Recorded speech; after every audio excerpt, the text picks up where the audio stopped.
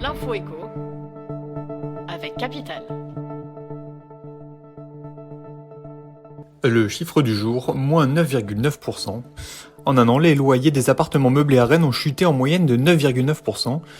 Ils ont également dégringolé de façon significative à Lille, moins 9,8%, et à Nantes, moins 9,6%. Au total, l'étude publiée par le spécialiste des annonces immobilières Se Loger recense 45 communes de plus de 50 000 habitants dans lesquelles les loyers des meublés ont également baissé entre fin janvier 2020 et fin janvier 2021. La principale raison de ces chutes de prix d'après Se Loger, l'arrivée sur le marché de nombreux logements touristiques qui se sont transformés en des locations de plus longue durée.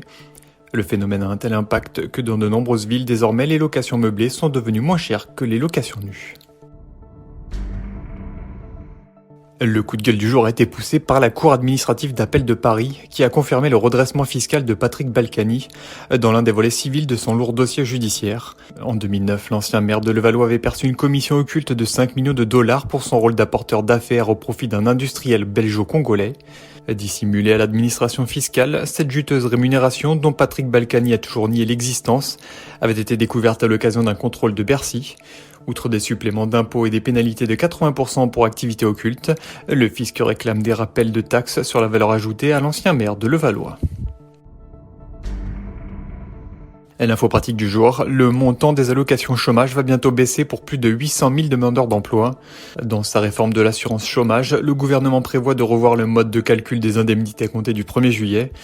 Le montant des allocations chômage est déterminé à partir du salaire journalier de référence, le SJR. Si ce dernier baisse, le niveau d'indemnisation baisse aussi.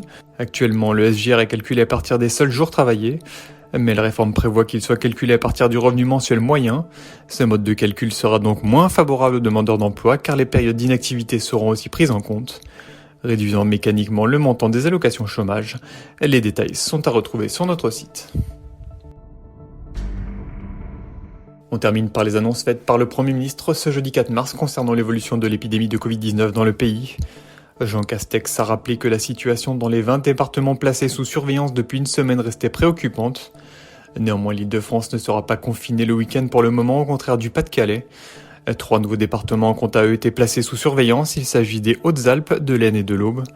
Avec le ministre de la Santé, le Premier ministre a dit vouloir accélérer la campagne de vaccination avec à terme cet été 2/3 des Français vaccinés. Un retour à une vie dite plus normale passe en tout cas par une vaccination massive afin de desserrer un certain nombre de règles, a-t-il rappelé. C'était l'info écho avec Capital.